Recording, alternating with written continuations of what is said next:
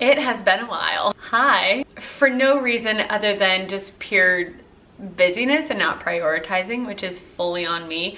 But we're back, baby. And today I want to catch you guys up on what has been going on with all of my midwife appointments and just finding answers after our most recent loss in October. Hopefully, if somebody's out there who has had like a loss or even multiple losses, this can give you some hope or some answers or direction or a path to go in. And then we're just gonna make a yummy dinner. So I had my second loss the day before Halloween on October 30th at 14 weeks. There's like no words to say about it. If you've experienced a loss, like, you get it. It just is beyond words. It's awful. It's just awful. It's the worst thing. I don't wish it on my worst enemy. Like, it's the worst. So since then, I was so confused after it happened too. Like, how could this happen? I feel like my first loss had a lot more explanation to it. I was 18 weeks, a day away from 19 weeks with my first loss, but I had just lost my dad 6 weeks before, really suddenly. And with all the chaos going on and stress in my life, it almost made sense in that way. So this loss came out of absolutely nowhere, and it happened so incredibly fast. So it was so confusing. Like, what did I do? What's wrong with me? How do I move forward? What do I do? So for November and December, it's already holiday season, so it's just crazy. I'm like, I just want to focus on healing and just rest, get through the rest of the year and survive, pretty much. And then in January, I met with a new midwife, the same midwife that actually delivered my husband and his siblings. She's been a midwife for almost 50 years. She knows her stuff. She's also a homeopath. And so I met with her, and I have gotten so much blood work. I can't even tell you how many times I've got my blood drawn. Like a lot. So I've gotten so much blood work done. We've done a torch panel, which is basically checking for infection. Each one of those letters stands for a different infection. Don't ask me what, but the O stands for other, and we found a virus that I had that was latent, that I had in the past, but really comes out when I'm pregnant. And we found that that could have possibly contributed to my most recent loss in October. So that's a torch panel checking for infection.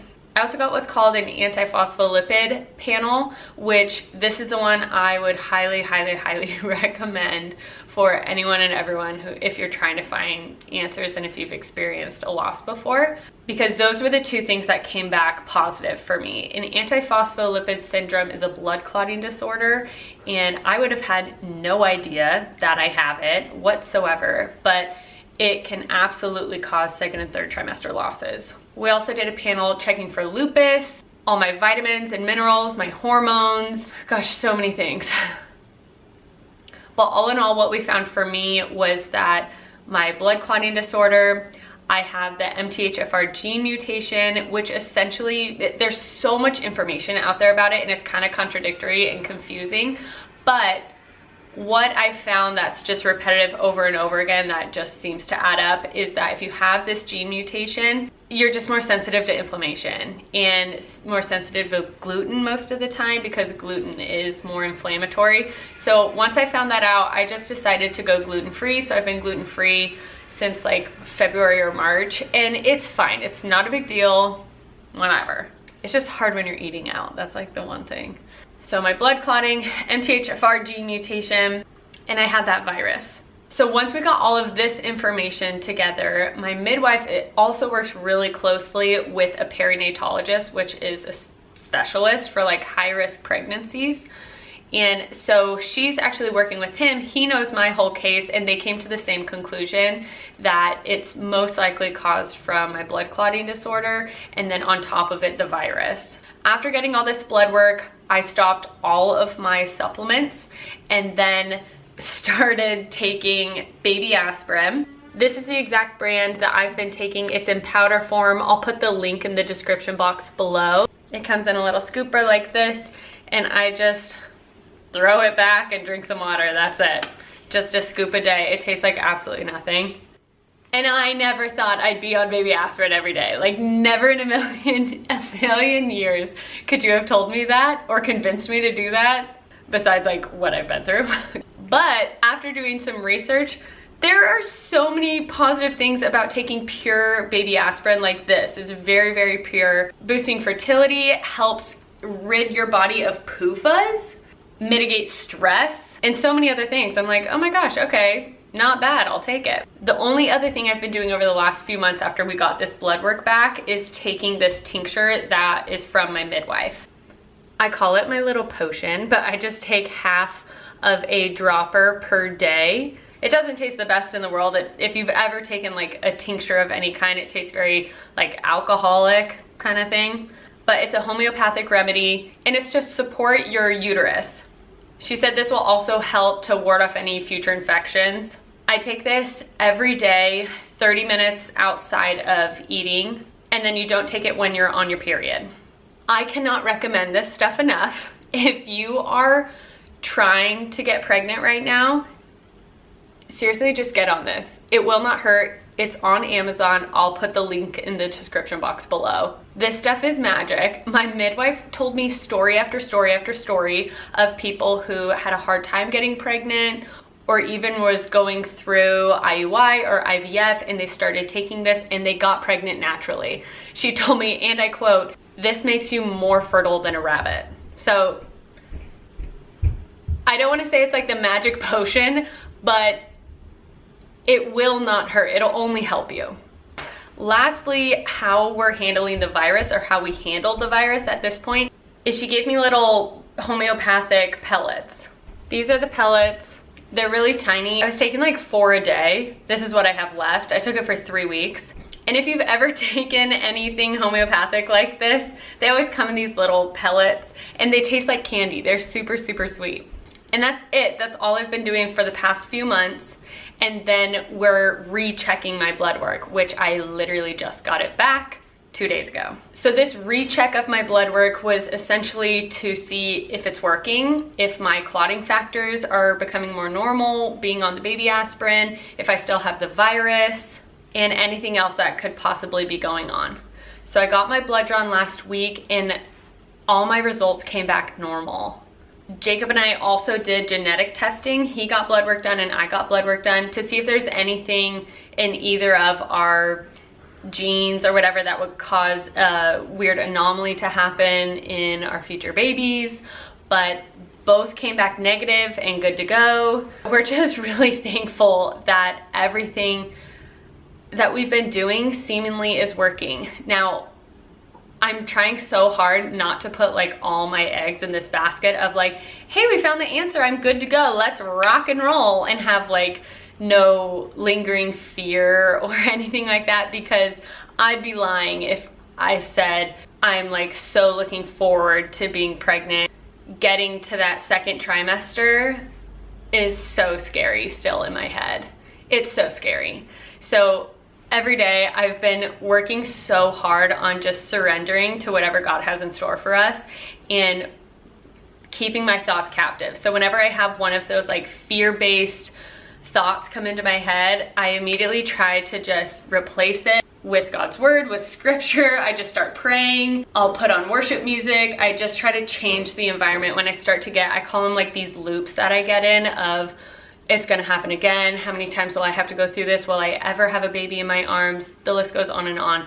Anytime I have one of those thoughts, I'm trying so hard to just keep my thoughts captive and focus on surrendering to God's plan for my life and our family, in our future family, and just putting my faith in him and his will and his plan versus in, you know, these things, baby aspirin, even my midwife, blood work, anything else.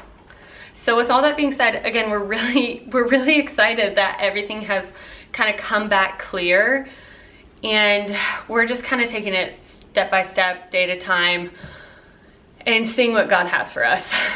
It is good news though, and I hope that brings somebody hope that if they've been through a loss, like, go get blood work. Seriously, go get as much blood work as you can. Okay, so now we're just gonna make dinner together. I have chicken defrosting right now, and I have been getting all my chicken lately from Wild Pastures. You guys already know I get all my beef and pork from Wild Pastures. It's grass-fed and grass-finished. It's in America. and it's a meat delivery service. We get our box every 6 weeks, and what I really like about them is that you can pick exactly what's in your box. So I've been adding a lot of chicken to it lately, and it is so good. So I have 2 chicken breasts defrosting right now, and we're gonna make my favorite type of chicken, and it's in a cast iron skillet on the stove, and then you just pop it in the oven to finish baking. It comes out so juicy and delicious. It's my favorite. I'm gonna roast some potatoes in duck fat. Duck fat and potatoes, they were made for each other. And I'm also gonna roast some carrots in this like honey glaze. So good. I grew carrots in my garden, and this is when I grew this. I'm so proud of myself, and it's just so cute and little, but not too little. Like it's a good sized carrot. So we're gonna roast up some carrots. This is the only one from my garden that I have left, so I don't know, I might just eat this one right now. But that's what's on the menu for dinner tonight. So once this chicken is defrosted, we'll start the process. We are gonna start with the potatoes. So I cut them up into quarters and then put them in a pot with cold water. And you wanna start with cold water and then salt it heavily. And I'm talking like heavily salted, but make sure you don't throw potatoes in, like hot boiling water already. So once they're all cut up, put them in the pot and then put them on the stove. I did like a medium high heat because you want to get them up to a nice boil. And then once they're boiling, keep them boiling for like 15 to 20 minutes until they're soft. Now time for the carrots. You guys, this honey glaze is so good. You're going to love it. So I started by peeling a few carrots, and then I like to cut them in little like slanted chunks like this. This is perfect to do while you're heating your oven, and set your oven temp to 425 degrees Fahrenheit because you're going to put all of these into a bowl, and then we're going to start with the glaze. Okay, some of you are going to hate me for this, but I half measure with my heart and half measure like legitimate measure. So I start with honey. I got this big thing of raw honey from Costco, and I do about 1/4 cup, and then 3 large cloves of garlic. Then for the spices, I use about a 1/2 teaspoon of ginger, a full teaspoon of cinnamon, a pinch of salt and pepper, and then about 2 tablespoons of melted butter. Combine all that up, and then the beauty is you only have to use 1 baking sheet. Put carrots on one side, and then we'll smash the potatoes on the other side. So let's start on the chicken. This is my favorite way to cook chicken. Season each side with salt, garlic powder, pepper, and paprika. It's so simple, and then we'll cook it on a cast iron skillet. So while we wait for, everything to just do its thing, I went and I picked some herbs from my garden. I'm so proud of my garden right now. My dill is just popping off. So I picked a bunch of dill and then a few stems of parsley to make the topping that we're going to put on top of the potatoes. This is also a measure with your heart kind of recipe, but I had way more dill than parsley, and just whatever herbs sound good to you, you know what I mean? So I chopped all the herbs up pretty fine and then added 2 large cloves of garlic to a bowl and did 1/2 of a lemon and about a tablespoon-ish of melted butter and of course some salt. It was just a little too thick for my liking, so instead of melting more butter, I was like, I'm just gonna add some olive oil to it. So add as much as you like. And then when the potatoes are done, plop them onto the other side of the baking sheet and smash them with a cup. The star of the show, duck fat. I'm not kidding when I say duck fat and potatoes were just made for each other. So I just put a little bit, like drizzled it on top of the potatoes and then generously sprinkled with some salt. Then you can pop the baking sheet right into the oven. Again, it's at 425 Fahrenheit, and you can cook it for about 20 minutes. We're going to broil it at the end as well for about 2 to 3 minutes. For the chicken, you want your skillet to be hot, okay? I have it on a degree of 7 degrees on my stovetop, and then put the chicken in on that seasoned side down. I used beef tallow. I usually use avocado oil, but I was just feeling beef tallow tonight. And then season the other side, cook for 5 minutes, and go ahead and flip. It'll be nice and crispy on the other side. Cook for another 5 minutes and then pop it straight into the oven for about 13 to 15 minutes, depending on how thick your chicken breasts are. Everything was basically done at the same time, which is always a miracle, which I love. So now it's time to plate. Those carrots smell so good, and the sauce on top of this smashed potato number is insane. This is like one of my new favorite meals, and the chicken always comes out so incredibly juicy. I hope you guys enjoyed this just as much as I did. I hope you guys enjoyed this video. I know it's been a while. I'm sorry. I promise I'm gonna be back on it and trying to do weekly videos. So I want you to comment below what you want to see from me moving forward, because I'm so excited just to get back in the groove of things. Especially since like the last few months have been kind of intense. I'm like, I need some like just goodness and fun and joy in my life. You know what I mean? And I will see you in the next video. Bye.